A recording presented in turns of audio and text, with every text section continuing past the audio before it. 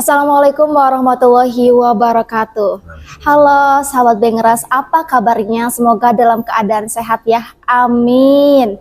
Sahabat Bengras, terima kasih khususnya untuk masyarakat Purwakarta yang sudah mengikuti informasi ya terkait KPU di media KPU Purwakarta. Bersama saya Adila di host podcast pada hari ini.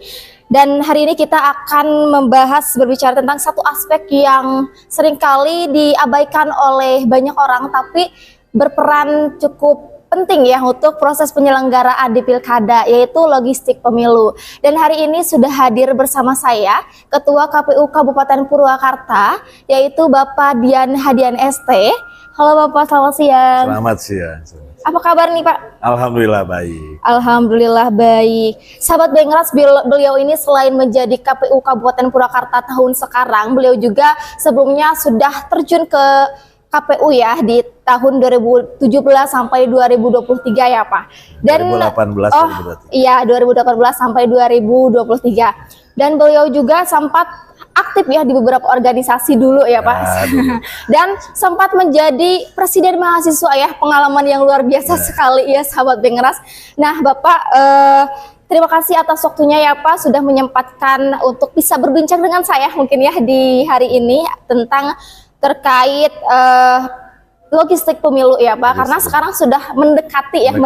Pilkada udah beberapa kurang lebih 2 bulan lagi ya Pak. 49 hari lagi. Ya, 49 hari lagi ya. Iya, sahabat Bengras siap-siap ya. Nah, Pak, sebelum ke pertanyaan nih, boleh gak aktivitas Bapak saat ini apa nih? Ya, aktivitas ya tentu saja kita melaksanakan kewajiban untuk bagaimana kita melaksanakan tahapan-tahapan Pilkada serentak 2024 ini yang tadi itu disebutkan bahwa ini di masa-masa terakhir 49 hari lagi. Di satu sisi ada tahapan inti yang sedang berjalan, yaitu tahapan kampanye. Tahapan kampanye bagi peserta pasangan calon bupati maupun wakil bupati. Ya, kita ingin memastikan kesiapan semua pelaksanaan itu bisa berjalan dengan baik, dan harapannya nanti tentu saja kita bisa melaksanakan tahapan pilkada ini dengan sukses tanpa ekses. Oke, berarti memang sekarang tuh sibuk-sibuknya untuk mempersiapkan Pilkada 2024 ya Pak? Ya. Oke, begitu. Nah, untuk memastikan kelancaran Pilkada 2024 ini, kebutuhan logistik itu merupakan salah satu elemen penting ya untuk kita ketahui bersama ya. Karena dari segi jumlah hingga jenis logistik ini sangat berperan besar dalam proses penyelenggaraan gitu ya, dalam pemungutan suara ini. Nah, Pak, apa saja sih item logistik yang akan nantinya diterima sama sahabat Bengras nanti saat Pilkada 2024 ini? Ya, dalam setiap perhelatan baik pemilu maupun pilkada memang tidak lepas dari logistik ya, tidak lepas dari logistik. Walaupun sebenarnya logistik itu masuk ke dalam tahapan persiapan karena tidak masuk ke dalam tahapan inti ya. Ya tadi sekarang kita melaksanakan tahapan inti yaitu kampanye yang itu diberikan seluruhnya untuk kepada pasangan calon untuk menyampaikan visi misi, program-program atau mengajak merangkul masyarakat untuk ini ke pasangan calon tersebut berkampanye lah kira-kira. Nah, di satu sisi kita di KPU ini kita sedang mempersiapkan logistik untuk keperluan nanti pada saat pelaksanaan pemungutan maupun penghitungan suara pada tanggal 27 November 2024. Jadi kita masih persiapan. Lalu apa saja itemnya? Tentu saja banyak. Ada 12 item itu sebenarnya yang mungkin sudah diketahui oleh publik yang banyak ya. Surat suara pasti kan gitu kan ya. Kotak suara, ada bilik suara, lalu ada tinta yang buat nanti mencelupkan sebagai tanda sudah memilih, lalu ada segel, kabel tis, ada formulir, ada sapu dan sebagainya, kira-kira seperti itu. Itu item-item atau jenis-jenis dari logistik yang sekarang kita sedang siapkan. Oke, tapi terkadang Bapak dari 12 banyak item itu kan mungkin pernah ada beberapa mungkin dari setiap TPS ada yang kekurangan, misalkan ada yang kurang salah satu item, itu bagaimana Pak kalau misalkan kurang dalam item tersebut, dalam item logistik tersebut? Ya, kita secara perencanaan kita mengupayakan untuk bagaimana melakukan pendistribusian logistik itu sesuai dengan kebutuhan per TPS nanti.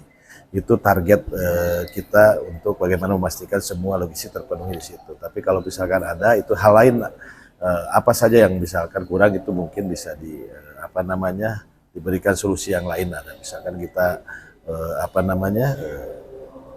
ngambil dari TPS sebelah dan sebagainya. Kira-kira seperti itulah.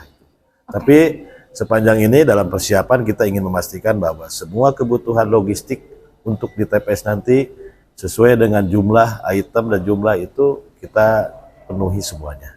Oke. Nah, dari berbagai jenis logistik yang diperlukan kan selama pilkada itu mulai dari alat pemungutan suara hingga perlengkapan lainnya ya Pak. Nah, apa saja sih jenis logistik untuk yang akan diterima untuk menunjang kegiatan pilkada ini? Tadi udah dijelaskan ya Pak. Mohon maaf. Dan ini Pak, untuk selanjutnya kan setelah logistik diterima, yang pastinya kan berikutnya adalah penyortiran. Untuk memastikan semua kebutuhan itu terdistribusi dengan baik. Nah, kapan sih proses penyortiran ini akan dimulai, Pak? Jadi dalam pengelolaan logistik ada beberapa tahapan ya untuk pengelolaan logistik. Yang pertama itu adalah bagaimana kita menghitung jumlah kebutuhan disesuaikan dengan TPS, dengan jumlah pemilih malah kita sesuaikan. Lalu setelah itu ada pengadaan jumlah kebutuhan logistik. Nah, setelah itu nanti kita akan menerima masing-masing logistik yang sudah kita pesan dan sebagainya atau kita kerjasama untuk diproduksi. Nah, setelah kita terima ada beberapa yang harus kita baik itu setting maupun nanti ada penyortiran. Kalau untuk surat suara ya, surat suara itu disortir dan dilipat biasanya seperti itu. Tapi tentu saja elemen yang lain, logistik yang lain itu harus ada penyetingan. Misalkan nanti itu ada ballpointnya berapa, kan gitu kan di situ. Terus lalu tintanya berapa, satu TPS itu nanti ada penyetingan. Nah, hari ini perlu kami sampaikan bahwa terkait logistik yang sudah kita upayakan untuk diadakan, ada beberapa logistik yang sudah kami terima di KPU Kabupaten Purwakarta. Salah satunya adalah kotak suara sudah ada di gudang kita, lalu bilik suara, tinta, segel, kabel tis, dan ada sampul lah, itu yang sudah di kita. Nah, kapan kita melakukan penyortiran surat suara? Untuk surat suara diagendakan sesuai dengan kesepakatan dari pihak yang memproduksi itu. Untuk Purwakarta itu baru nanti tanggal 29 baru dicetak. Dan diperkirakan tanggal 3 atau tanggal 4 November baru datang di KPU Kabupaten Purwakarta, di gudang kita. Nah, lalu kapan kita akan penyortiran? Tentu saja nanti kita akan sesegera mungkin. Mengingat waktu yang sudah mepet ke pelaksanaan, ya kita akan sesegera mungkin. Begitu datang di gudang kita, di gudang KPU Kabupaten Purwakarta, kita akan langsung melakukan mapping baik penyortiran dan pelipatan. Dan tentu saja tadi itu penyetingan elemen logistik yang lain sampai kita ke packing. Packing dan siap untuk didistribusikan ke masing-masing PPK atau kecamatan lalu sampai ke TPS nanti. Berarti penyortirannya itu di tempat KPU-nya langsung di pergudangan? Ya, secara ini rencana hari ini atau di pilkada ini kita penyortiran karena kita memiliki 2 gudang. Yang pertama gudang yang ada di kantor kita di KPU Kabupaten Purwakarta di belakang. Dan satu lagi kita ada juga sewa gudang tidak jauh dari kantor KPU ya, di Jalan Baru tepatnya. Itu kita ada juga sewa di situ. Dan kalau melihat dari luas gudang dan sebagainya, saya pikir nanti memungkinkan sekali untuk dilakukan penyortiran dan pelipatan surat suara itu di situ. Bisa jadi nanti dua tempat yang misalkan di gudang yang di Jalan Baru itu untuk penyortiran surat suara pemilihan bupati misalkan, lalu yang di gudang KPU, kantor KPU itu nanti akan dilakukan penyortiran pelipatan untuk surat suara pemilihan gubernur dan wakil gubernur. Ini baru ini ya kita melihat. Jadi kita kayaknya pastilah untuk pelaksanaan itu di sana. Untuk setelah proses penyortiran selesai kan didistribusikan pastinya ke PPS, PPK ya Pak. Nah, untuk penyortiran ke PPS sama PPK kan harus tepat waktu ya Pak. Kira-kira tadi kan udah itu pasti gak Pak untuk 2 November untuk penyortiran ke PPK sama PPS tersebut? Tadi saya sampaikan mungkin secara jadwal dari pihak mengadai itu kemungkinan tanggal 3 atau tanggal 4 gitu. Surat-surat sudah sampai. Mungkin kita tanggal 5, tanggal 6 itu baru kita mulai sebenarnya untuk pelaksanaan itu. Dan melihat jumlah sebenarnya mungkin 10 hari atau 15 hari selesai lah. Kalau tanggal 5 kita sudah mulai atau tanggal 6 ya kalau 15 hari tanggal 21. Nah, atau misalkan bisa kita prediksikan dengan jumlah tenaga yang banyak SDM mungkin 10 hari juga beres untuk pengertian. Nah, tapi ketentuannya nanti bagaimana ketika kita melaksanakan distribusi. Distribusi itu kita punya aturan juga sebenarnya. Itu nanti kita akan laksanakan H-5 di PPK, H-3 di PPS, dan H-1 itu harus sudah di TPS. Itu polanya seperti itu biasanya. Jadi kita ingin pastikan, mungkin H-3 juga masih cepat kalau untuk area Purwakarta ya. Karena jangkauan dari kecamatan ke desa, desa ke TPS untuk Purwakarta sebenarnya nggak terlalu jauh. Berbeda mungkin dengan daerah-daerah tertentu yang lain, dari kecamatan dia ke desa membutuhkan waktu yang lama. Tapi kalau Purwakarta pengalaman kemarin pemilu, H-3 turun ke PPK saja di kecamatan, H-2 sudah di PPS, dan H-1 sudah pasti di TPS. Karena memang sesuai ketentuan, logistik yang akan digunakan pada saat pelaksanaan pemungutan maupun penghitungan itu harus sudah sampai, sudah diterima oleh KPPS H-1. Oke, H-1. Nah, Bapak kan sudah terjun itu di KPU tuh sejak tahun 2018 dan sekarang sudah persiapan untuk logistik. Ada nggak Pak tantangan untuk Bapak sendiri nih untuk untuk persiapan logistik di pemilu Pilkada 2024 ini? Ya, tantangan ada. Terus evaluasi ketika kita melaksanakan pemilu itu ada.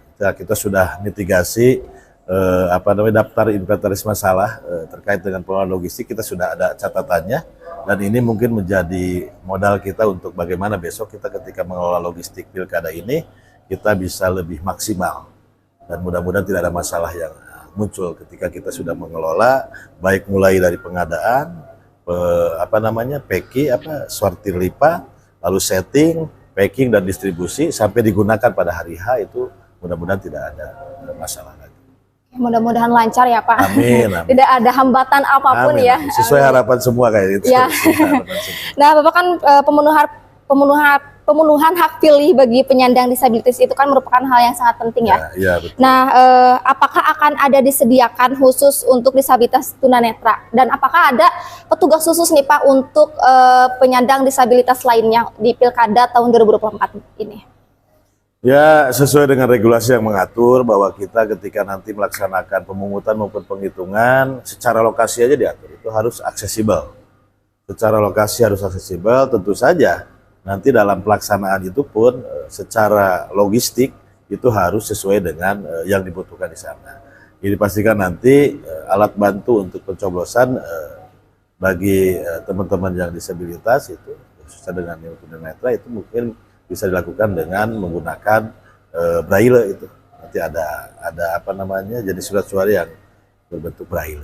Itu akan pasti ada itu.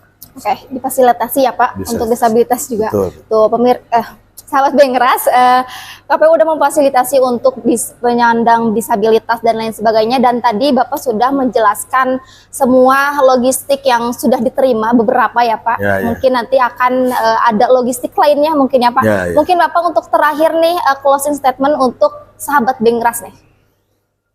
Ya, untuk sahabat Bengras, teman-teman pemilih di Kabupaten Purwakarta khususnya untuk pelaksanaan nanti Pilkada serentak tahun 2024 pada tanggal 27 November 2024, tepatnya nanti hari pemungutan dan pemungutan suara. Ya, untuk menuju ke sana ya kami berharap bahwa sahabat Bengras bisa hadir ke TPS untuk memastikan pilihannya di TPS, dan tentu saja harapan kita semua bahwa pelaksanaan Pilkada serentak mudah-mudahan bisa sukses tanpa ekses, kira-kira itu harapan semua. Dan itu tentu saja bukan kami saja yang bisa mensukseskan, tapi sahabat semua pasti akan turut serta dalam mensukseskan Pilkada serentak ini. Mungkin itu yang bisa saya. Oke, luar biasa. Terima kasih Bapak atas informasinya ya. Mudah-mudahan sahabat Bengras ini mendapatkan manfaat dari bincang-bincang kita pada hari ini ya Pak. Dan jangan lupa tanggal 27 November gunakan hak pilih kalian.